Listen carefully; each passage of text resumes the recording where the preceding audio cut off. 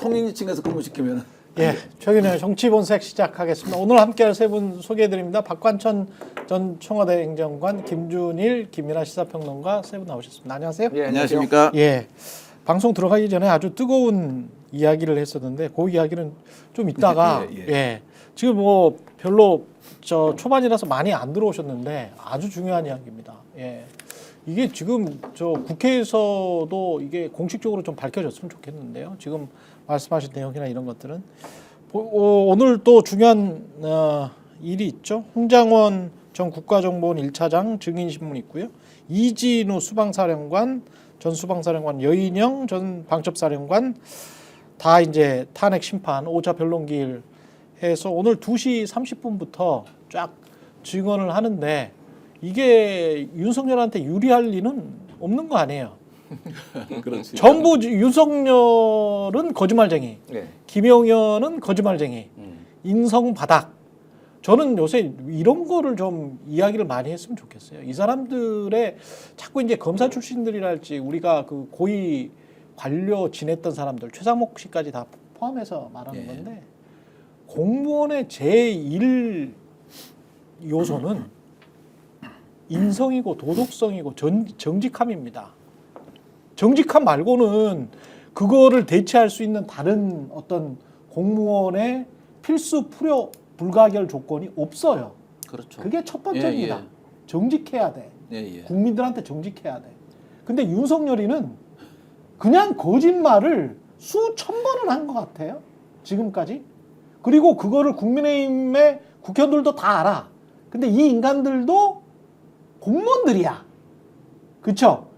1급 이상의 장차관들 전부 공무원들인데 그 인간들은 이 윤석열이라는 인성 제가 보기에 하위 바닥 1% 안에 드는 인간의 거짓말을 계속 묵인하거나 방조하거나 모른 척하거나 심지어는 덮어주려고 해. 다른 거짓말쟁이들이죠. 그러면 거짓말쟁이 XX들을 우리가 언제까지 공무원으로 봐야 돼? 이 인간들을.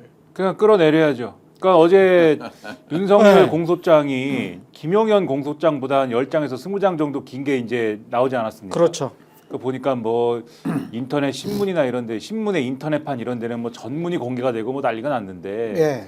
그걸 보면 벌써 이제 거짓말한 게 다 나오잖아요. 예를 들면 이상민 행안부 장관을 했던 이 자는 이상민 전 장관 같은 경우에는 그 당시에 행안부 장관으로서 단전 단수 언론사에 대한 단전 단수 경향신문, 한겨레 신문, JTBC, MBC 그 다음에 갑자기 여론조사꽃 이렇게 해가지고 단전 단수를 해라라고 시켰냐라는 거에 대해서 그동안 얘기를 안 했는데 공소장 보니까는 윤석열이 시킨 걸로 돼 있지 않습니까? 그리고 그 문건을 준 걸로 돼 있지 않습니까? 그렇죠? 예. 그 최상목에게 나눠준 그러한 이제 문건들과 문건들에 준하는 것들을 이제 전달받은 걸로 돼 있지 않습니까? 그리고 군을 동원하는 문제에 있어서도 윤석열이 김용현하고의 대화에서 그 우리가 동원할 수 있는 군 얼마나 되느냐? 한 1000명 됩니다. 아 그러면 그거는 국회하고 선관위에 먼저 보내면 되겠네. 윤석열이 직접 군동원을 지시하고 배치한 걸로 돼 있지 않습니까? 그러니까. 공소장에 그런데 공소장에 뭐 그걸 최소한 뭐 아무 증거나 증언 없이 거짓말로 이제 공소장을 쓸 수는 없는 거 아니에요. 군 사령관들이나 이런 사람들 관계자들이 진술을 한 거예요. 그렇죠. 진술한 내용을 토대로 이제 쓴 것이고 그 다음에 이 글에 놓고서는 지금 헌법재판소 탄핵 심판이나 이런 데 가서는 윤석열은 다 뻥을 치고 있는 거 아닙니까? 그 상황에 대해서 예를 들면은 대표적인 뭐 여기서 뭐 유튜브니까 뻥이라고 하겠습니다. 예. 그 대표적인 뻥이 내가 그 국회에서 국회의원을 끌어내라고 한 게 아니고 요원을 끌어내라고 했는데 그게 와전됐나 보다 이렇게 얘기한 거 있지 않습니까? 근데 지금 이제 옥에 있는 곽정근 특수전 사령관이 어제 MBC 보도나 이런 걸 보면은 너무 분노에 차서 뭘 하고 있다는 겁니까? 혼자 일기를 쓰고 있다는 거예요. 근데 그 일기에다가 얼마나 분하면 거기다가 내가 억울한 얘기를 다 쓰고 있다는 거 아닙니까? 철수는 내가 시켰어. 그렇죠. 특전사 차원에서 구체적으로 윤석열, 김용현 이런 사람들은 철수하라는 말도 안 했는데 무슨 지시를 해 걔들이. 그렇죠. 아무 철수하라는 지시도 안 했는데 우리가 알아서 철수를 시켰는데 광 파는 건 자기들이 지금 광 다 팔고 있고 그렇지. 결과적으로 애초에 이 일을 시킬 때는 계엄 선포나 이런 걸 시킬 때는 자기들이 책임 다질 것처럼 얘기를 해놓고 군을 다 이용하기만 하고 지금 이게 뭐냐 이걸 일개에다 다 쓰고 있다는 거 아닙니까? 그래서 오늘 어쨌든 간에 이분들이 나오는데 이런 이 주옥 같은 말씀들을 다 한번 얘기를 해보시라. 네, 이게 중요한 얘기입니다, 이게.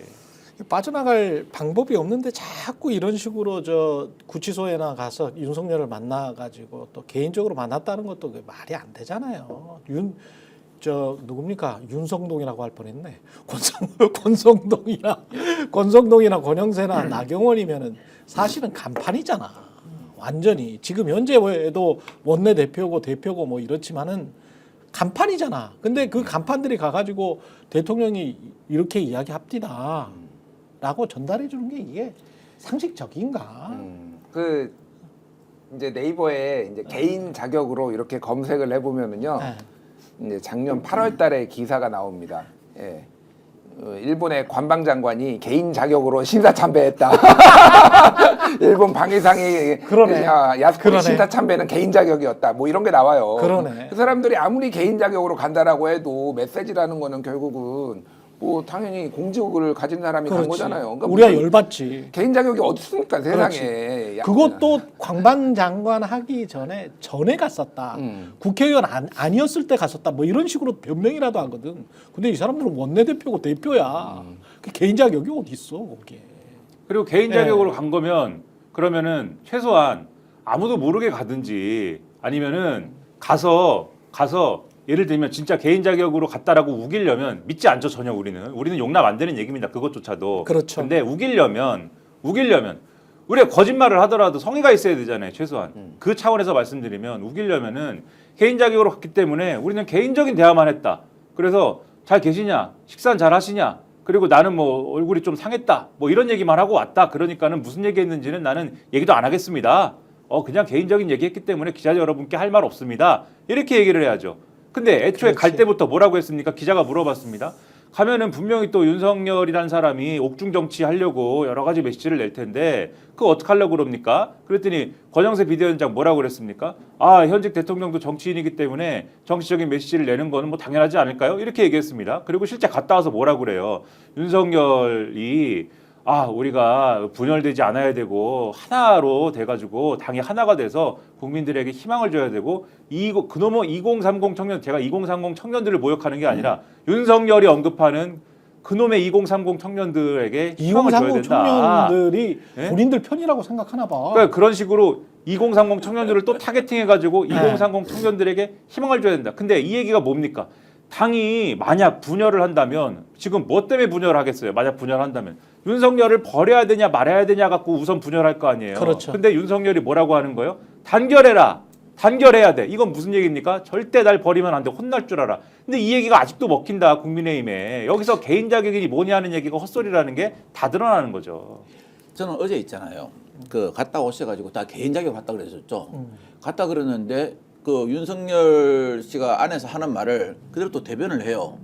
막 좋아요. 그렇죠. 워낙 거짓말을 많이 하기 때문에 지금 이제 우리가 더 이상 이제 윤통이 거짓말하는 거. 그다음에 어제 갔던 뭐 권성동 뭐 원내대표나 그다음에 또 한 분 뭐 통일부 장관까지 하신 권영세. 말 바꾸게 하고 거짓말하는 거 이제 하루 들어가 완성이 되는데요. 이거는 우리가 다 이해한다 칩시다. 저는 여기까지 다 이해합니다. 제가 좀 사람이 폭넓게 생겼잖아요. 근데 이제 너그러우시구나. 나경원 의원이 나와서 하는 말 보면요. 정말 웃긴 말이에요. 윤통 말을 전하면서 두 가지를 전하는데 뭐를 전하냐면은 지금 이 나라 국회가 나치가 옛날에 그 강제 입법을 만들어 가지고 뭐 한 것처럼 나치식 입법을 만들어 가지고 법을 만들어서 거대 야당이 하고 있다. 나치도 선거로 됐다. 예, 나치도 선거로 됐다. 이렇게 이야기하면 이렇게 이야기했고 또 하나는 2030 세대들의 자기를 계속 지지하게 이끌어요. 그럼 제가 묻고 싶어요. 정말 이 나라 제1야당이 나치식으로 하는지. 자, 우리가 나치 그러면 가장 먼저 생각나는 게 뭡니까? 유겐트라고 있습니다. 유겐트가 뭐냐면 히틀러가 동원한 청소년들입니다. 청소년들 2만 5천 명을 동원해 가지고요. 예, 이걸 교육시켜 가지고 어릴 때부터 청소년 시절부터 가스라이팅을 시킵니다. 평생 너는 다른 사람에게 충성하지 말고 히틀러에게만 충성해. 이렇게 합니다. 세계로 교회네. 자, 세계로 교회. 이번에 정광훈 목사도 저 2030을 중요시하겠죠. 자, 윤통도 안에서 그런 말 하죠. 도대체 나는 누가 나치고 누가 히틀러인가 좀 이렇게 이 말을 하더라도 있잖아요. 자기가 스스로 자기 발목 잡힌 말을 안 하면 좋겠어요. 그건 자기가 자기 스스로 자기가 나치고 히틀러라는 걸 말하는 거 아니겠습니까? 아니 뭐 헌법재판관도 판사도 내가 마음에 들고 내 편 들면은 우리 편이고 아니면은 전부 다 헌법을 갖다가 뭐 무너뜨리는 세력이고 이게 나치식 사고 방식인 거예요. 그 최근에 이제 좀 재밌는 현상들이 벌어지고 있는데요. 예. 제가 그 서정욱 변호사랑 이제 토론 프로그램 하는 게 있어요. 우리 힘드시겠다. 최경영 진행자가 진행했던 그 라디오에 저 계속 아직 나가고 있거든요. 최강시사? 네, 최강시사. 그 지금 이름 바뀌었지. 무슨 뭐 전격 시사. 거기에 제가 거기 지금 진행자 누구예요? 저기 KBS 기자. 그래요? 예. 이따 그런데 치고. 일단 예. 근데 아주 신박한 주장을 하는데 왜 그러면 연결된 거라서 제가 지금 말씀드리는 거예요. 그 나치즘은요. 예. 극우가 아니라 극좌래요. 서정욱이 주장한 거예요. 그리고 그 주장은 내가 처음 하는 게 아니라 이미 그 진영 내에서는 광범위하게 퍼져 있는 거고 복거일 선생이 복거일 교수가 계속 하는 건데 이런 극단주의는 다 극좌다. 그 국가사회주의다. 나치즘은 국가사회주의이기 때문에 극좌의 개념이고 우리는 자랑스러운 극우다. 이런 주장을 실제 했어요, 실제로. 자랑스러운 극우다? 예, 다른 극우다. 지금 뭐 이게 네. 극우 뭐 나치 뭐 이렇게 뭐 파시즘 이런 얘기를 하는데 네. 그거는 다 극좌에서 나온 거지 극우에서 나온 게 아니다라고 얘기를 민주당이 하면서 극좌라는 거예요? 예, 어쨌든 우리들은 그런 거하고 다른 자랑스러운 극우라는 거예요. 그게 지금 사실은 요 정서에서 왜 이게 뜬금없이 나치즘 얘기가 나왔는지를 이해를 하셔야 된다라는 거예요. 그러니까 쉽게 얘기하면 나치는 극좌에서 나온 거고 그거는 민주당이나 이쪽에서 지금 하는 거다. 이런 이제 바탕이 있는 건데 그거에 대한 반박은 이제 뭐 충분히 해주셨고 그러니까 정확하게 나치도 선거를 통해서 집권했다고 하는데 윤석열도 선거를 통해서 집권을 했고 나치가 전쟁을 일으켰듯이 윤석열도 계엄을 일으킨 거예요. 그러니까 이거가 오히려 딱 정확하게 부합을 하는 거죠, 사실은. 근데 어쨌든 그쪽의 멘탈리티가 그거라는 거를 제가 좀 전해드린 거예요. 그러니까 그런 얘기들을 자기들끼리 막 돌려보더라고요. 예. 이 서정욱 변호사 있지 않습니까? 저는 말하는 거는 이 원래 좌파 우파가 어떻게 생긴지 역사 공부, 세계사 공부 좀 하라 그러세요. 원래 좌우는 프랑스에서 생긴 거거든. 처음에 생겨났지 않습니까? 전통적인 그 원래의 권력을 갖다가 하는 게 오른쪽에 앉고, 구체제. 그다음에 이제 신체제로 해가지고 이거 틀리다 바꾸자 하는 게 왼쪽에 앉아가 좌우가 나눠졌지 않습니까? 그게 이제 리버럴입니다. 리버럴이죠. 그러면은 제가 물어볼게요. 그럼 북한에서 김정은이는 극우겠네요? 자기 아버지 때부터 계속 권력을 유지하고 있으니까 김일성, 김정일, 김정은 다 극우겠네요? 극우인데 그러면 왜? 실제로 그래요. 예. 중국의 좌파 있잖아요. 예. 중국에서 그러니까 중국의 좌파가 한국의 우파예요. 그러니까 이게 지금 저 이념적으로 보면은 이분들이 잘 정치학 공부를 잘 안 해서 그러시는 건데 이제 헷갈리지 마시고요. 전체적으로 봤을 때는 한국 사회는 리버럴밖에 없어요.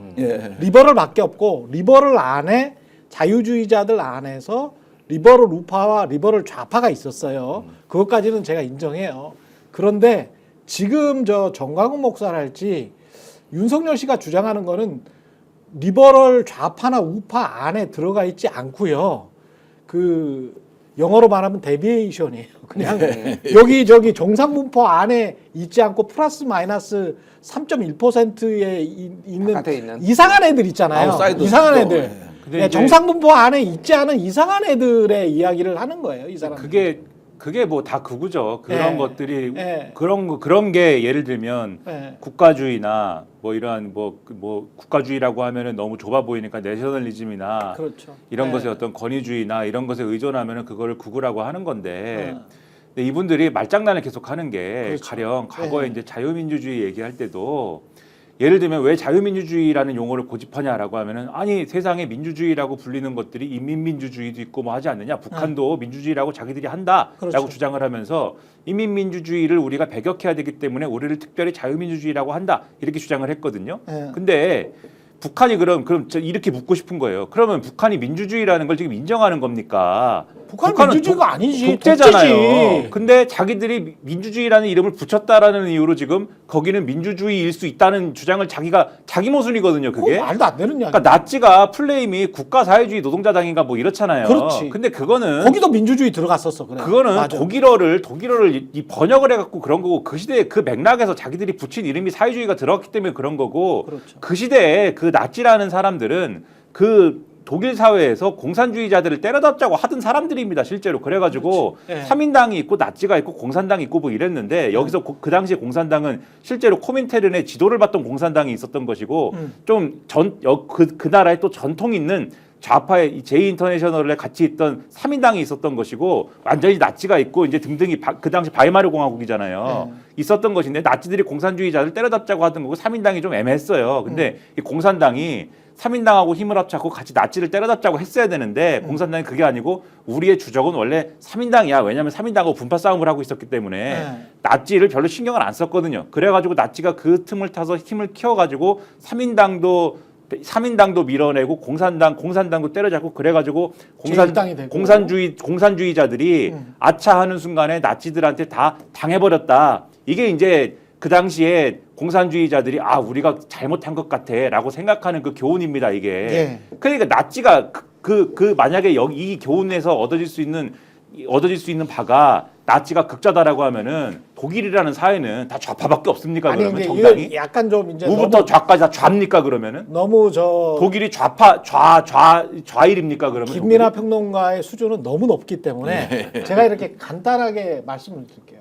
한국에는 전 세계 선진국 다 포함해서 공산당이 없는 거의 유일한 선진국 중에 하나입니다. 공산당이 어지간한 데는 합법정당으로 있거든요. 합법정당으로 있어요. 우리가 이제 저 빨갱이 아니에요. 제가 누차 말씀드렸죠. 저는 주식을 좋아하고요. 저는 굉장히 주식에 오랫동안 투자하는 사람입니다. 20몇 년을 주식을 투자를 했던 사람이고 경제쇼를 했던 사람이고요. MBA를 했습니다. 경영학을 했기 때문에 저를 믿어주시고요.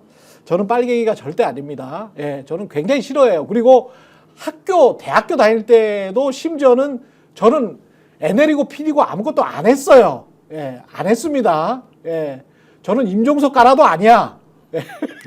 쉽게 말해. 저는 뭐가 없어. 빨간 줄이. 아무것도 없어요. 그래서 말씀드리는 건데 우리는 공산당이 아예 없는 나라예요. 그렇죠. 그리고 공산당 비슷한 거 하려고 했는데 총살시켜서 죽여버렸잖아. 그 통역당 사건으로. 그렇죠. 다 죽여버렸잖아요. 그리고 그 다음에는 무서워서 아무도 못하잖아. 그 공산당이 없는 나라에서 자꾸 이제 너희들은 공산주의자야 이러니까 이게 모든 게 꼬여버리는 거야. 김준일이 공산주의자야, 김민하가 공산주의자야. 전부 다 어떻게 한 푼이라도 벌라고 지금. 우리 김민하 평론가는 노동당 출신으로 남들한테 알려져 있는. 아니 노동당 출신이지만 거기에서 나왔잖아. 아니 농담으로 한 얘기인데. 자본주의에 투항을 했잖아. 기분이 좀 이상해지네요. 수항을 하고 그랬다고 하면은. 아니 제가 이제 주제를 바꿔야 될 것 그러니까 같은데. 돌 하나 던져가지고 그랬는데 어쨌든 왜 나치즘이 지금 저렇게 윤석열이 얘기하는지를 맥락을 설명드리려 해서 그런 거예요. 그러니까 자기들끼리는 그렇게 돌려보고 있어요. 그러니까 지금 극좌다. 나치는 극좌고 민주당이다. 그런 주장을 하고 있어요. 그렇죠. 이게 어지간히 하세요. 어지간히 옛날 고래적 이야기 있잖아요. 그렇죠. 무슨 지금 6.25 쪽의 이야기를 하면서 박수영 의원은 그게 지금 6.25라고 막 그렇게 이야기를 하고 있더라고. 그거 정신 나간 사람 아니야. 누가 지금 그런 이념론 지금 전부 다 트럼프한테 어떻게든 살아보려고 말이지. 전부 다 그렇게 하는 판에 무슨 거기 가가지고 성조기 흔들고 성조기 흔들면 우리나라 국익 지켜줍니까? 아니잖아요. 그래서 정신없는 사람들 많아 진짜. 이 정도 되는 수준의 인간들이 집권 여당을 하고 대통령이 되고 국회의원이 돼서 아직도 사람들 속여먹고 가두리 양식장처럼 노인들 그다음에 잘 교육 못 받은 사람들 이렇게 해가지고 으쌰으쌰 해가지고 돈이나 벌려고 하고 본인들 권력이나 계속 유지시키려고 하고 그러니까 나라가 이 똥멍청이가 되는 거죠. 예? 25% 똥멍청이들 다 동원해가지고 본인들이 계속 권력 유지하려고 하는 거 그게 올바른 정치인의 자세입니까? 다시 한번 말씀드리지만 인성이 글러먹었어. 윤석열 옹호하는 세력들은 제가 보기에는 인성이 글러먹은 거예요. 다르게 설명이 안 되잖아. 그렇죠? 아니 지금 계속 뭐 증거는 너무 많이 나와가지고 그렇죠. 오늘 또 뭐 저 곽종근 옥중노트 이것도 뭐 보니까 윤석열이 다 거짓말했더만. 옥중노트 있지 않습니까? 예. 이거 저는 이게 써본 경험이 있습니다. 그래서 참 제가 2014년도 말 2015년도 초에 이걸 썼는데 이걸 쓰니까 매일 와가지고 저를 갖다가 밖으로 내보내더니 뭐 소위 건방이라는 걸 하던데 이게 진짜 억울하면 사람들이 안에 씁니다. 이 사건은 어떻게 해서 이렇게 벌어진 일이고 다 씁니다. 근데 쓰는데 이제 쓰다가 그걸 갖다 보니까 좀 밖으로 내보내는 시간이 길어져요. 이걸 복사해가지고 밖에 나가는 게 아닌가 싶어가지고 이제 아예 안 써버렸거든요. 근데 그 안에서 예를 들어서 곽종근 사령관이 쓴 노트가 거짓말할 가능성이 얼마나 있겠습니까? 그렇죠. 예. 지금 하나하나씩 좀 예. 살펴볼까요? 옥중노트에 나온 것 중에서 지시가 없었다. 예. 철수하라는 지시 없었다. 그 곽정근 특전사령관이 직접 정면으로 반박한 거고요. 그 다음에 요원이 아니라 의원을 끌어내라고 했다. 예. 요것도 뭐 뻔한 이야기. 그 다음에 질서 유지 차원에서 국회에 들어간 게 아니고 국회를 봉쇄하기 위해서 예. 들어갔다. 시설 확보 및 경계가 작전 목표였다. 당연하지. 시설 확보해가지고. 그러니까 유리창 깨고 들어가가지고 네. 사실은 끌어내려고 한 거 아니에요. 의원들을.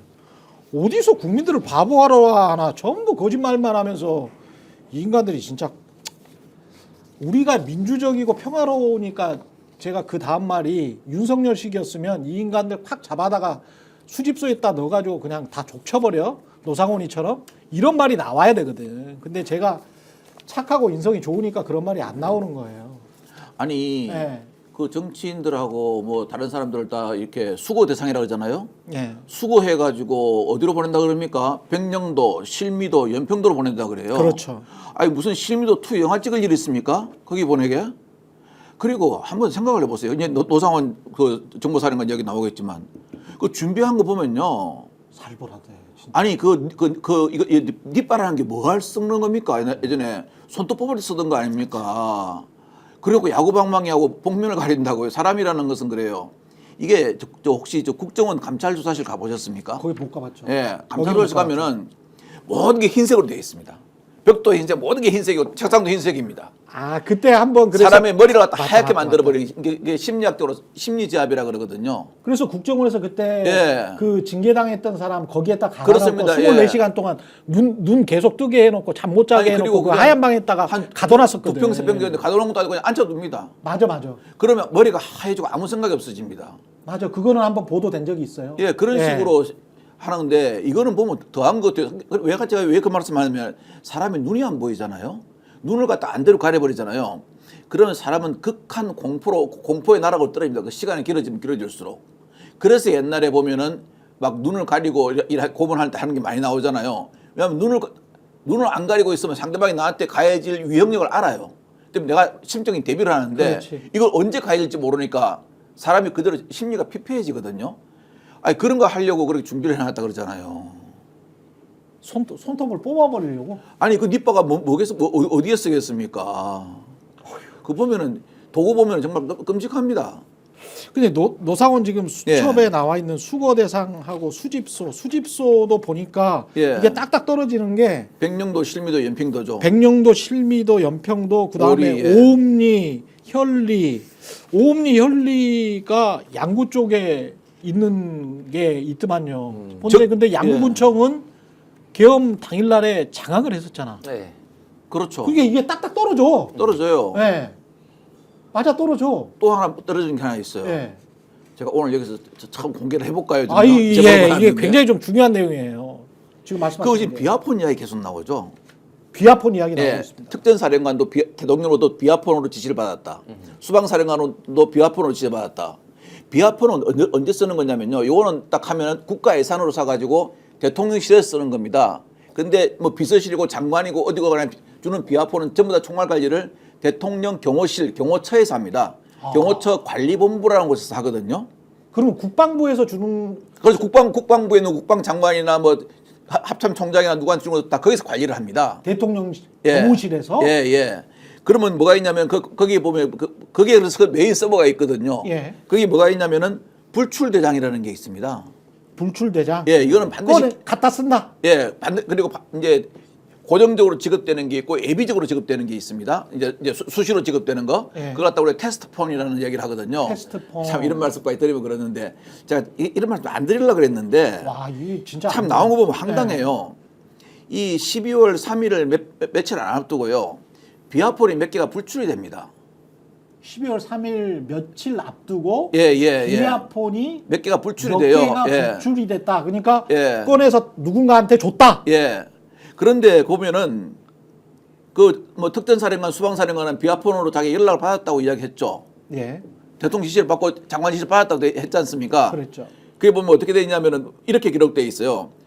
그 불출대장이 이렇게 기록이 돼 있다고 합니다. 정확히 뭐 본걸 하기 때문에 테스트 특 이거는 예비적으로 만들어 놓은 비아폰을 특전사령관한테 불출했다는 거겠죠. 아. 테스트 수 돼 있습니다. 이건 수방사령관한테 수방사령관. 불출했다 돼 있는데 이 9481로 끝나는 번호가 하나 있어요. 뒷번호가.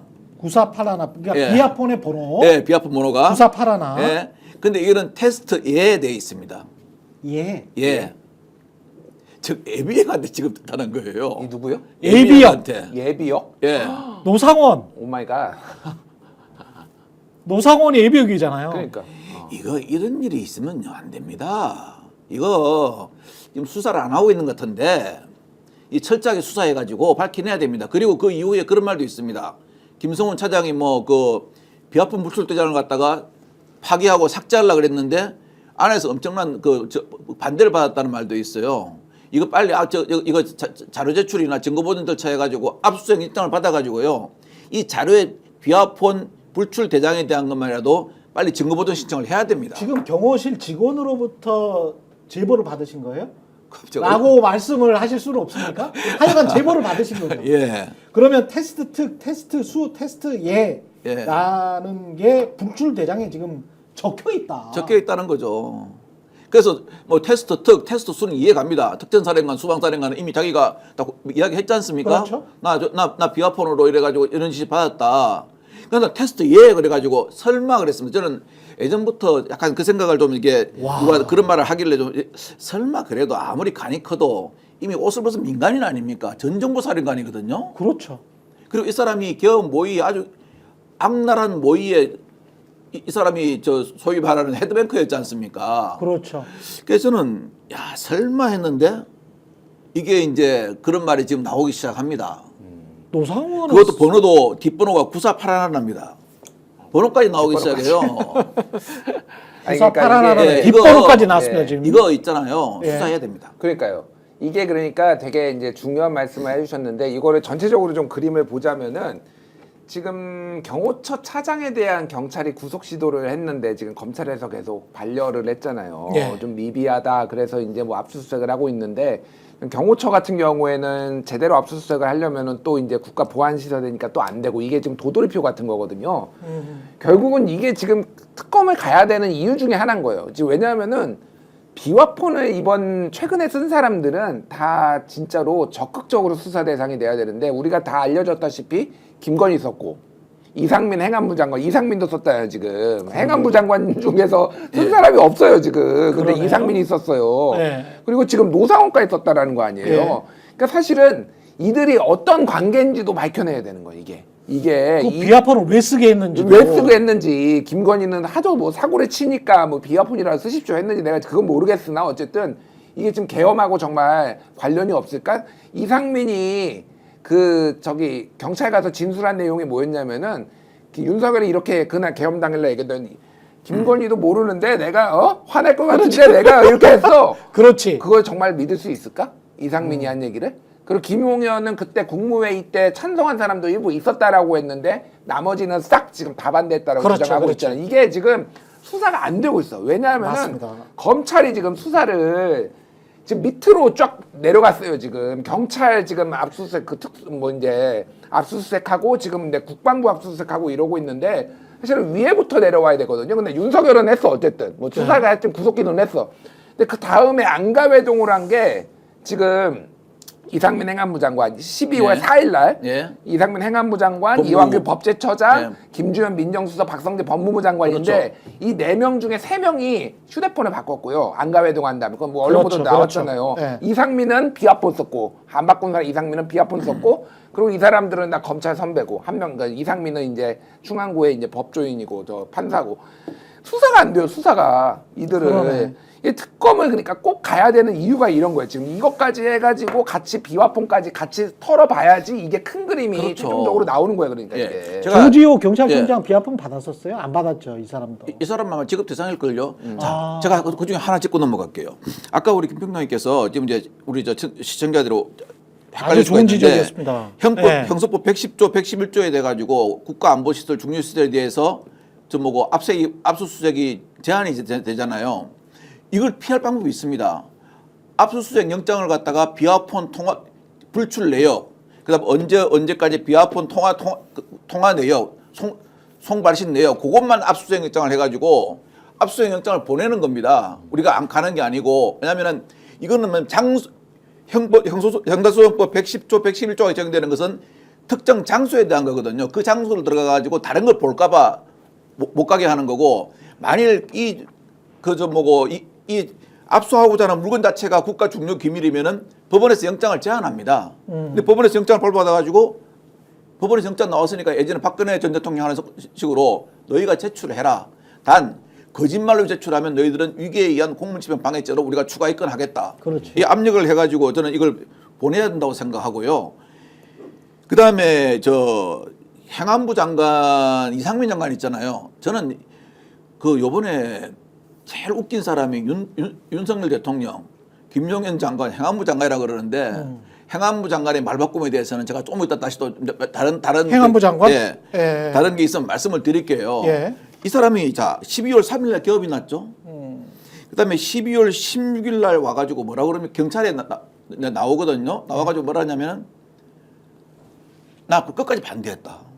나 끝까지 반대해가지고 했는데 대통령이 워낙 그러니까 안 되더라 이렇게 얘기를 해요. 그 다음에 이 사람이 나중에 1월 며칠 날 나와가지고는 1월 13일 이후에 나와가지고는 뭐라 그럽니까? 국회에서 답변할 수 없습니다 나오거든요. 그렇죠. 자, 12월 3일 전까지는 이 사람도 상당히 계엄에 대해서 적극적이었던 것 같습니다. 저는 아직 확인되지 않은 사실이지만 국방부 장관이 찬성하는 사람도 있었습니다 하는데 그 찬성 리스트에 들어갈 수 있는 사람 가능성이 있는 사람이 이 사람이 한 사람일까 아닌가 하는데 이상민. 예. 그러니까 충분히 그렇게 예. 의심할 수 있죠. 근데 12월 16일 날 조사에서는 뭐라 그럽니까? 나는 결사 반대했고 찬성한 사람 아무도 없었다 그러죠. 이 사이에 어떤 사건이 하나 일어나요. 어떤 사건이 일어나느냐? 소방청장. 아니죠. 윤석열 대통령이 탄핵이 결정돼 버려 국회에서요. 아. 그러니까 이 사람은 그때부터 뭐냐? 나는 살고 봐야 된다. 나부터 살고 아. 보자. 오케이. 나는 빨리 저 침몰하는 배에서 뛰어내려야 된다고 하니까 반대했다 그래요. 반대했다 그러는데 그러면 이 스탠스를 계속 유지해야 되잖아요. 난 정말 탄핵에 반대했어 하는데 다음에 국회에 나와가지고는 뭐라 그럽니까? 뭐 말하면 무조건 답변 안 한다 그래요. 증언을 거부합니다. 근데 그 국회에 나오기 전에 어떤 또 이벤트가 하나 있었냐? 윤건영 의원이 그걸 밝혀내죠. 소방방재청장 허석권 씨한테 단수하라 했던 걸 밝혀내가지고 딱 하니까 그때부터는 이분이 다 입을 닫습니다. 침묵은 금이라 이거죠. 이럴 때는 침묵이 금이다. 그냥 낮에 그 얼굴에다가 철판을 깔으신 것 같아요. 정말 거짓말하고 은폐하고 있었구나. 이상민은 제가 보기엔 정말 적극적으로 가담을 했을 가능성이 높아요. 저도 거의 네. 생각이 같은데 지금 검찰에서는 국무위원들 전원 불기소한다, 이거 검토 중이다 이런 기사까지 나왔잖아요. 예. 그러니까 굉장히 위험한 상황이에요 지금 이게. 그리고 안 보는 거죠. 그러니까 오늘 그 어제 윤석열 공소장에도 나오지만은 언론사 단전 단수를 윤석열이 지시를 했다라는 것도 나왔잖아요. 그 지시를 소방청장한테 직접 했냐고요. 그러니까 이미 그거는 나와 소방청장은 이상민한테 받았다라고 지금 그렇죠. 이미 증언을 했기 때문에. 근데 윤석열이 윤석열- 직접 했다는 거잖아. 뭐 모르겠어요. 그러니까 네. 이게 근데 어쨌든 그러면은 소방청장이 거짓말을 했다라는 건데 이건 또 이해가 안 되는 거예요. 저는 그래서 윤석열이 지시를 이상민한테 직접 하고 이상민이 소방청장한테 하고 이 루트를 했을 가능성이 훨씬 높은 거죠. 윤석열이 너무 정신이 없는데 거기를 그렇지. 일일이 찾아다니면서 그거를 했을 가능성보다는 앞에 눈앞에 보이는 사람 자기 오른팔 왼팔을 적극적으로 활용했으니까 이상민이 지금 핵심이에요. 제가 보기 이게 그러니까 내란의 전모 윤석열을 제외하고 어떻게 이게 모의가 됐는지는 좌용현 우상민이었잖아요. 그러네. 그러니까 원래 충암고 양팔. 그러니까 여기는 지금 제대로 수사가 안 되면은요, 이거는 그냥 묻혀버리는 거예요 지금. 그러니까 이게. 지금까지 나온 게 군과 관련된 파트는 김용현을 통해서 어쨌든 간에 한 것이고, 근데 지금까지 안 밝혀진 게 지금 말씀하신 대로 민간 파트가 있는 거죠. 그게 지금 말씀하신 대로 언론에 관한 것이든지 계엄이라는 게 그런 거 아닙니까? 민간과 관련된 뭔가 있어야 될 거 아닙니까? 지금 하려고 한 거 아닙니까? 그렇지. 지금 그래서 맨 처음에 말씀하신 대로, 맨 처음에 말씀드린 대로 윤석열 공소장에 보면은 이 이상민한테 문건을 줬다는 것까지는 확인이 된단 말이에요. 그리고 그 문건에 따라서 이상민은 시킨 겁니다. 단전단수를 해라라고 시키는 것까지는 확인이 되는 거예요. 거기까지는. 그렇지. 근데 그게 다인 거냐? 그 이상도 있을 거란 말이에요. 왜냐하면 그 밑에 경찰이라든가 다 행안부 장관 밑에 있는 거잖아요. 그러니까 이 부분에 대한 추가적인 수사는 필요한 거고. 근데 노상원과 관련돼서는 노상원은 100% 비하폰을 받았겠죠. 그러니까 줄 수밖에 없지 않았겠습니까? 노상원의 역할이라는 걸 생각을 해보면은 노상원이 뭐 한 사람입니까 이번에? 이 노상원은 처음부터 김용현이 이 개헌과 관련된 그러한 준비를 할 때부터 마스터 플래너야. 그렇죠. 이 사람이. 예. 김용현 공간에 계속 들락날락했지 않습니까? 예. 그러면서 계속 들락날락하면서 심지어 계엄 전날에도 계엄 선포 전날에도 김용현 공간에서 이 마지막 준비를 다 했죠. 노상원하고 김용현하고 얘기를 해서. 그리고 이 계엄을 하는 날 오전에도 이 문상호 정보사령관한테 이 노상원이 오늘 계엄을 선포할 것이다. 그리고 계엄을 선포하고 나면 그 이후에 너희들의 임무는 중앙선관위에 가가지고 이 부정선거 관련한 증거를 찾는 것이다. 그렇기 때문에 준비가 필요할 것이고 너는 인원들을 준비를 해야 된다. 브리핑을 싹 해줍니다. 오전 10시에. 그리고 이 준비에 따라서 문상호 너는 준비를 해라. 그 과정을 다 얘기를 하고 사전에 김용현하고 논의했던 거는 계엄이 선포되면 계엄사령부 산하에 뭘 설치하는 거예요? 합동수사본부 산하에 제2수사단을 설치하여서 그 제2수사단에서 이 관련된 수사를 전담을 하는데 그 실질적인 수사단장의 역할을 노상원이 한다. 그것까지 합의를 하고 논의를 해서 진행하기로 한 거 아닙니까? 그러면 이런 중요한 역할을 하는 사람은 그 사전에 모든 소통을 수시로 해가면서 논의를 해야 되는데 당연히 그 소통을 할 루트가 있어야 되는 거죠. 그래서 비하폰은 100% 줬을 것이다. 이 말씀을 듣고 확신을 하고 그다음에 어제 나온 보도 중에 노상원의 그 수첩 있지 않습니까? 예. 마구 휘갈겨 쓴 수첩. 그 필적 감정을 하려고 그랬는데 필적 감정이 안 된다는 거 아니에요, 지금. 그러면 그 수첩의 글씨는 누가 쓴 거냐? 이것도 상당한 의문이 남는 거여서. 필적 감정이 안 된다는 게 일치하지 않는다? 확인이 안 된다. 확인 불가. 일치 확인 여부가 확인이 불가하다리 나왔거든요. 그렇죠. 확인이 안 된다. 그러면은 이게 여러 가지 상상이 가능한 건데 혹시 예. 같이 앉아가지고 얘기하면서 너도 쓰고 나도 쓴 거냐? 김준일, 김민아 앉아가지고 얘기하면서 김준일도 한마디 쓰고 김용현, 노상원 같이 앉아가지고 김용현도 한마디 쓰고 나도 한마디 쓰고 한 것이냐? 그럴 수도 있죠. 그렇죠. 네. 그래서 롯데리아에서 앉아서 우리가 뭐 롯데리아가 아니라 김용현 공간에 섰을 수도 있는 거예요. 공간에 왜냐면 앉아서. 공간에 수십 회 간 거니까 지금. 그러네. 그래서 이런 것들에 대한 훨씬 더 심도 있는 수사가 필요한 것이다. 그래서 저는 그렇게 생각해요. 그 뭐 이런 말까지 나오는데 당시 그 노상원에게 지급된 걸로 추정되는 비화폰을 김성훈 차장의 비서관인 김땡땡 씨가 이름이 탁 나올라가서 참았다. 네. 이름 나오면 안 되거든요. 김땡땡 씨가 원래 경호실 실장 차장은 수행비서가 있습니다. 아 그래요? 예. 오. 그래서 차장이었죠. 수행비서인 김땡땡 씨가 와서 그 비화폰을 불출해 갔다. 아 불출해 갔다. 예. 그래가지고 그거를 예. 노상원한테 줬다. 예, 그런 말까지 나오는데 이 불출대장은 제가 알기로는 국가 안보에 관한 중요시설 기밀이 아닙니다. 그렇지. 이거는 비공개만 하면 되기 때문에 따라서 예. 이 부분에 대해서는 수사기관에서 빨리 압수수색을 해가지고 자료 제출 명령을 받아야 됩니다. 누구한테 줬는지는 알아야지. 그렇죠. 그리고 이 자료를 갖다가 그 불출대장을 파기하려고 그랬는데 그 담당하는 사람은 이 잘못 파기하면 공용 서류 등 손괴죄가 걸리거든요. 그렇지. 그러니까 파기 안 하고 버티는 거죠. 그 사람이 버티고 버티고 있는 기간 안에 빨리 이거 수사기관에서 해가지고 비화폰이 누구한테 지급됐고 언제 서로 비화폰으로 통화됐다는 게 딱 나오면은 그거 지도만 그려도 어느 정도 실체적 진실에 가까워질 수가 있죠. 그러면 이게 지금 다 어느 정도 풀리는 것 같은 게, 그래서 검찰이 서둘러 국무위원들은 무혐의 처리했구나. 왜냐하면 자기 보스들까지 다 걸려 있으니까. 그 다음에 김성훈에 관한 영장 기각도 검찰에서 자체적으로 영장 기각을 한 이유는 요거 들어가면 김성훈 들어가고 그 다음에 서버 압수수색 들어가면 모든 게 다 밝혀지니까 요거가 핵심이네. 그러니까 이 두 가지 국무위원들의 혐의를 밝혀내는 것, 그 다음에 서버 압수수색과 김성훈이 알고 있는 것, 요게 굉장히 중요하네요. 실은 참 제가 이런 말까지 하면 그렇지만 예. 그 서버 압수수색 하면은 이번 내란 행위만 밝혀지겠습니까? 그러니까. 예? 그러니까. 아니 그러니까. 저 김 여사한테 비화폰을 상시 지급했다 그러거든요. 상시. 김건희는 예. 지금 상시 지급 상시 지급자로 대상자. 돼 있었고 비화폰을 가지고 있는 사람들 내역이 번호 있지 않습니까? 비화폰은 따로 있잖아요. 예. 그 번호부까지 줬다고 보도가 나왔고 또 다른 비화폰을 불출해 가지고 받은 어떤 중요한 강요들 있잖아요. 강요들은 이게 김건희 여사 비화폰 번호단까지 가르쳐줬다 이래 나오잖아요.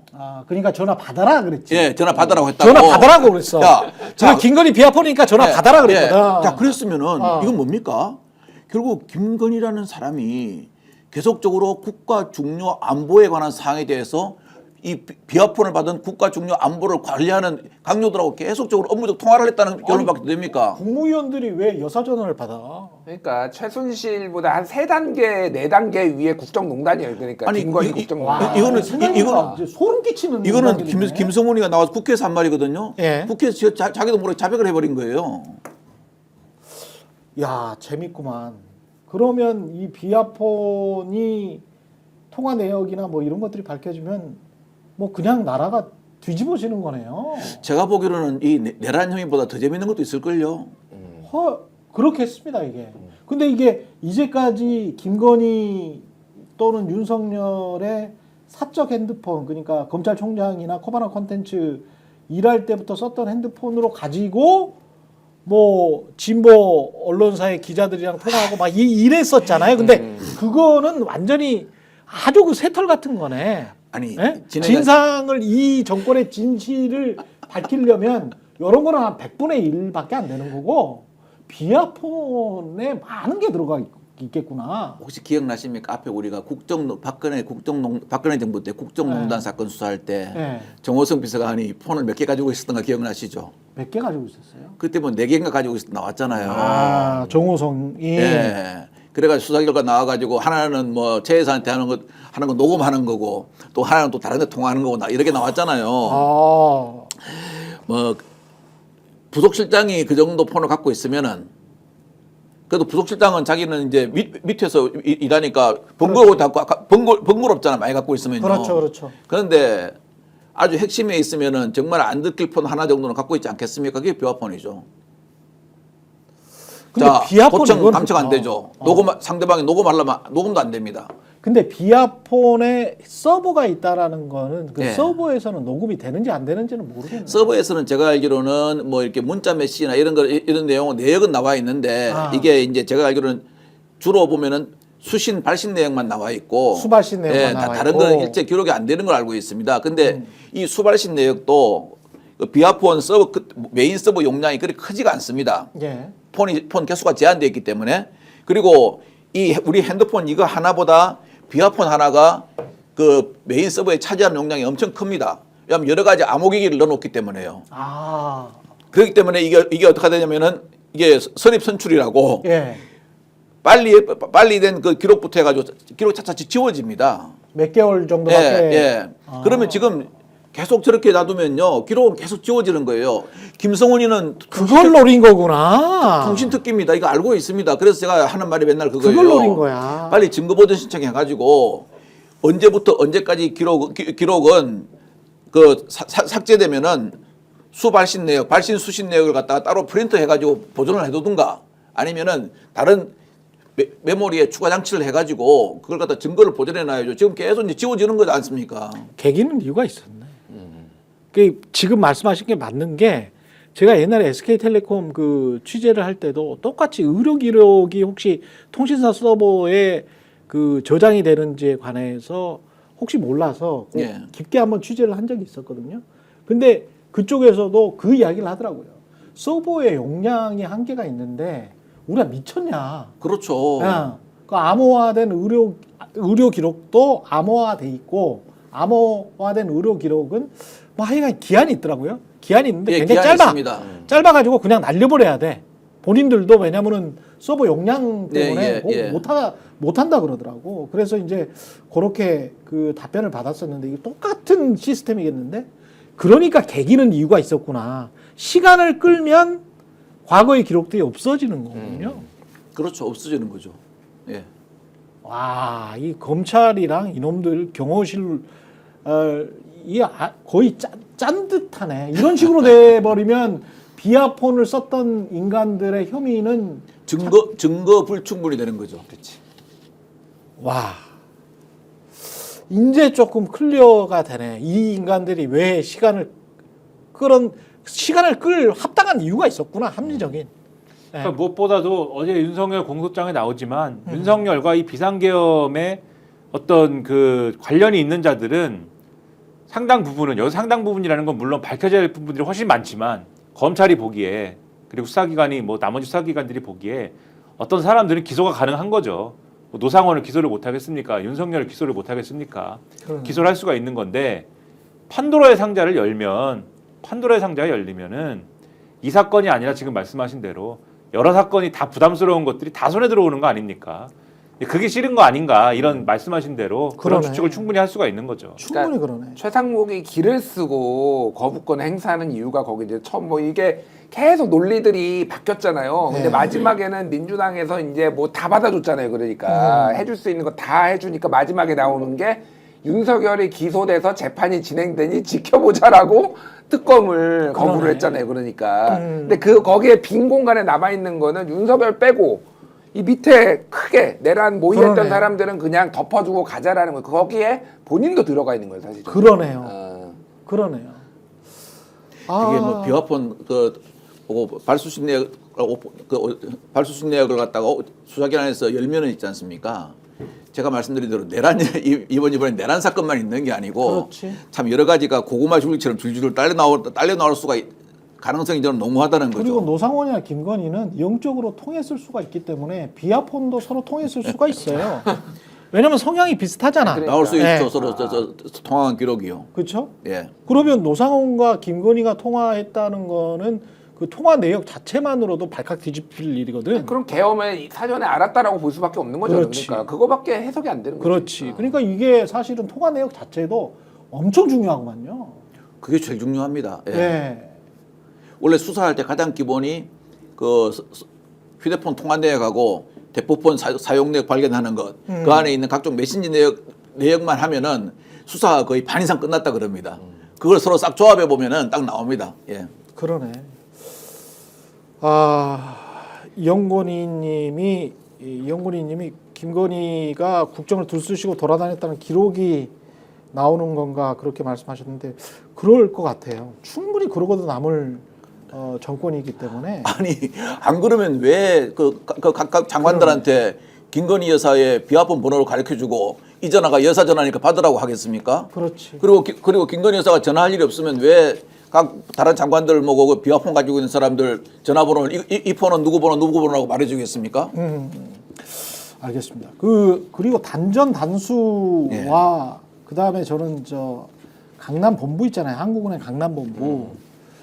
그다음에 노상원이 한 일 이것들이 다 이제 연결이 돼 있는 것 같은데 그 이야기를 좀 해보죠. 말을 통제하고 언론을 통제하고 돈을 통제를 어떻게 하려고 했던 건지 그것도 참 궁금하고요. 네.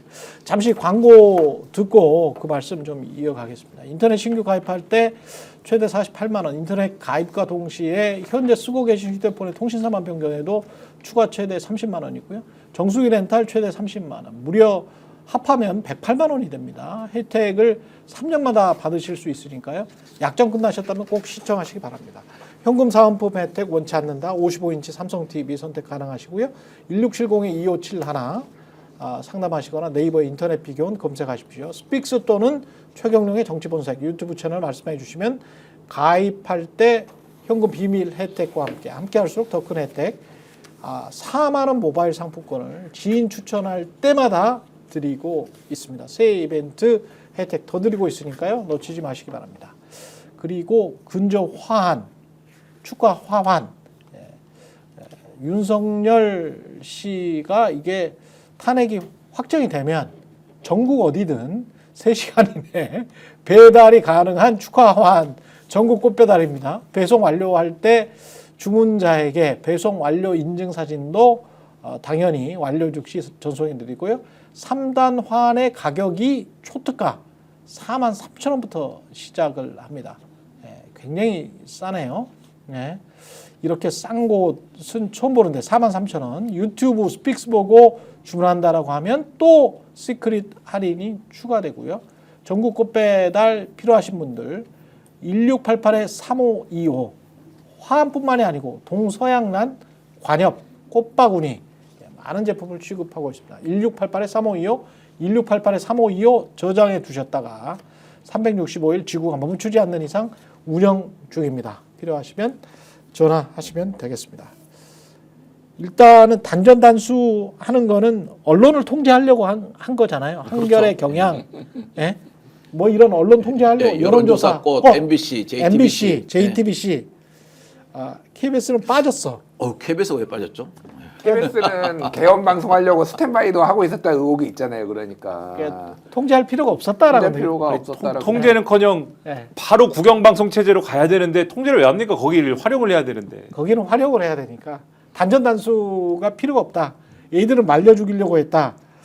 끌어내려고 하는 거죠. 이거. 끌어내려고 했다. 왜냐하면 다 화장실에 물도 안 내려가는구나. 언론인들의 네. 습성은 화장실에 물도 안 내려가. 물론 아주 그 윤석열이 보기에 괘씸한 그러한 보도를 한 언론인들은 네. 짐을 싸서 이제 다른 곳으로 이동을 했습니다만은 이 일부 이제 기자들은 그랬습니다만 언론인들의 습성은 계엄군이 오기 전에 여기를 지키자 이게 일단은 본능적으로 작동을 합니다. 그렇겠지. 그래서 다 모입니다 일단. 그래서 제가 알기로 대부분의 언론사는 이 계엄령이 발동을 하고 나서 계엄령이 선포가 되고 나서 대부분 자기네 회사에 모였습니다. 이 회사를 지켜야 된다 뭐 이런 걸로. 맞다. MBC 사장도 그냥 갔어. 그렇죠. 예, 거기서 그냥 죽을란다 그러면서. 그렇죠. 회사로, 안현종 사장도 그냥 갔었어. 그렇죠. 네. 회사로 싹 들어가서 네. 거기서 뭐 보도를 하든지 뭘 하든지 합니다. 뭐 하다못해 유튜브라도 하는 거죠. 그렇죠. 그럼 그거를 중단을 시켜야 되지 않습니까? 그렇죠. 그럼 이제 물 끊고 전기 끊고 그 다음에 이 병력이 들어가야 되는데 막을 거 아닙니까 나와가지고. 그렇죠. 그럼 이제 국회 끌어내는 것처럼 끌어내는 거죠. 4인 1조가 돼가지고. 그다음에 이제 끌어내는지. 백령도로 보내든지 뭐 이렇게 수집소로 보내고.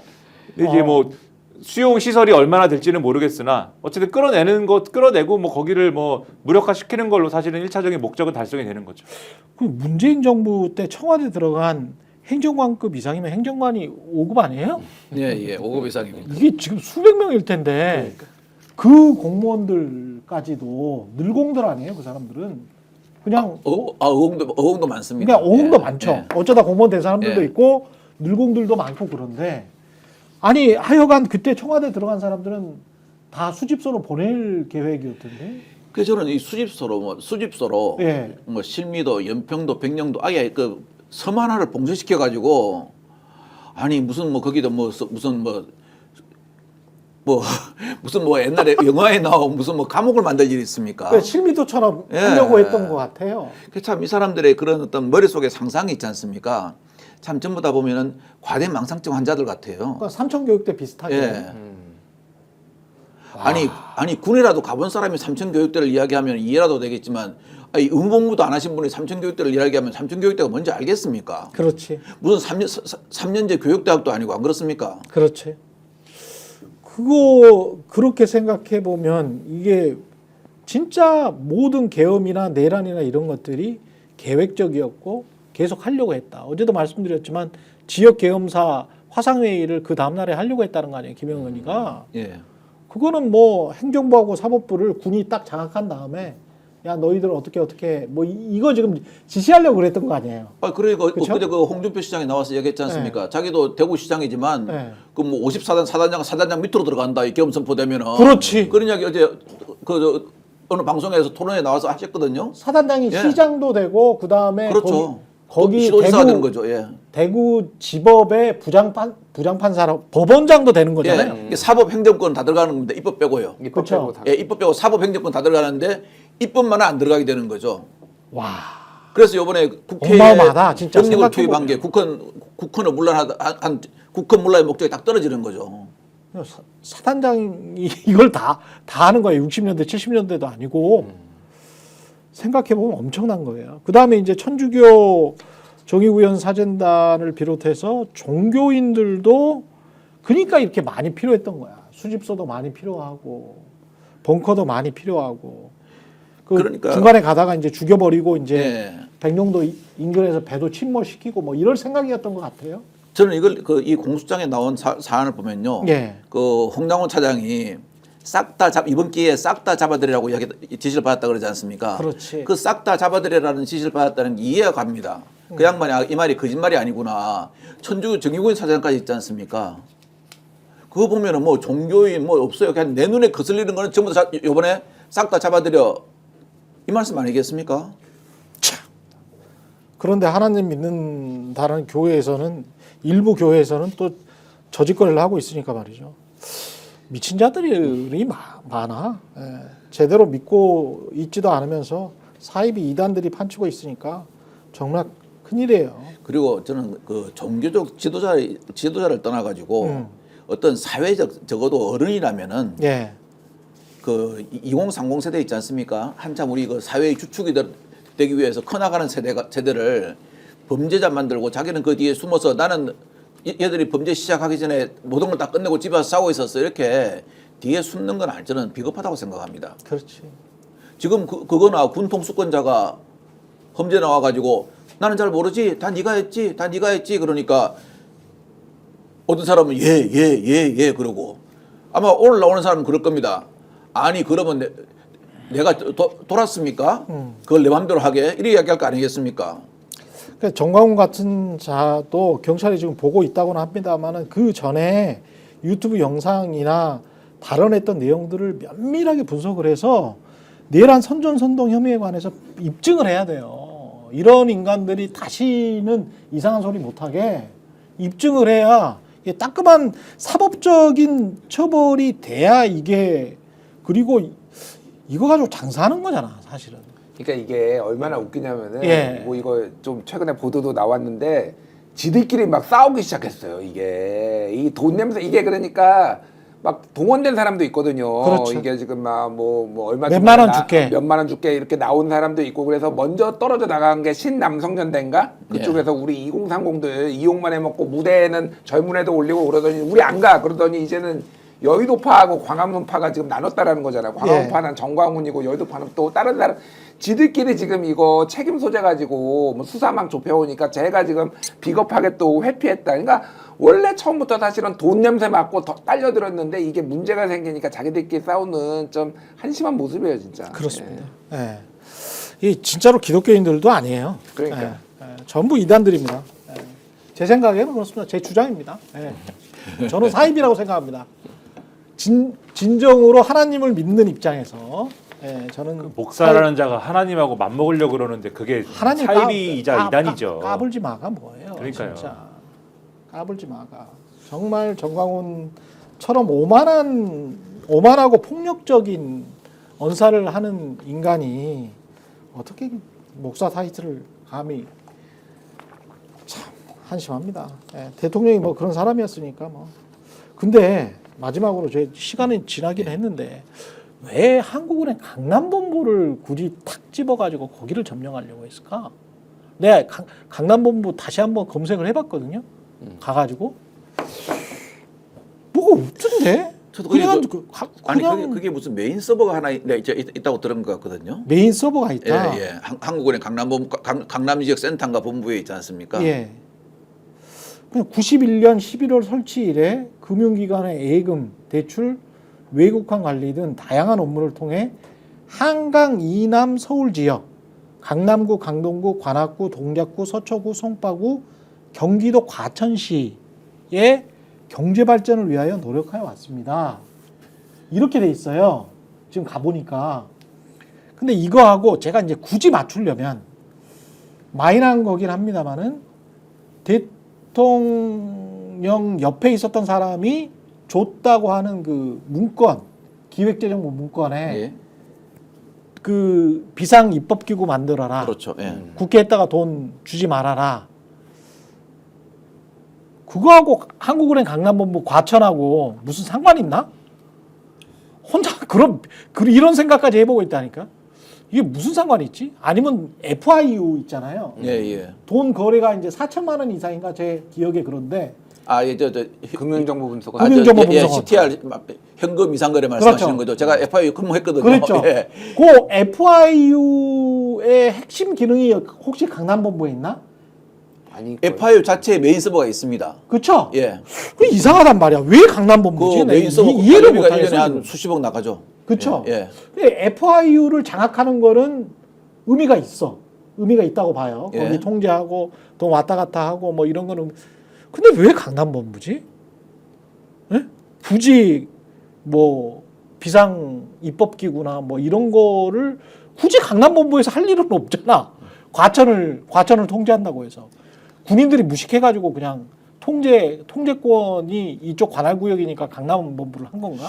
그 난 이해가 안 돼. 통상 나 지금 은행들 이게. 있지 않습니까? 지금 은행들의 그 예. 본점에 메인 서버가 있다고 우리가 다르게 생각하지 않습니까? 그렇죠. 근데 본점에 메인 서버가 없고 메인 서버가 워낙 큰 경우는 따로 또 보안 시설을 관리하는 그런 은행들이 있습니다. 예, 그래서 아마 저는 그 강남 본부라는 자체가 무슨 어떠한 그 특정한 메인 서버를 갖다가 장악하기 위한 입장이 아니었나 하는 그런 생각은 합니다. 그러니까 분명히 그런 걸 텐데 설마 거기에서 돈 이렇게 빼가려고 그건 아니고요. 예. 아무리 정말 인성이 더러운 인간들이라도 그거는 아니겠지 설마. 네. 예, 김건희가 돈 빼다가려고 그런 건 아니겠지. 예. 예, 여기까지 하겠습니다. 예. 최근에 정치분석이었고요. 광고까지 다 마쳤죠. 예. 임무 클리어 됐습니다. 최근의 정치분석 박관천 전 청와대 행정관, 김준일, 김민아 시사평론가였습니다. 고맙습니다. 감사합니다. 스픽스는 말하는 언론입니다. 대세는 유튜브, 그중에서 스픽스. 좋아요, 댓글, 구독, 알림 설정. 여러분이 저희를 사랑해 주시고 우리가 여러분을 사랑하는 4가지 방법입니다.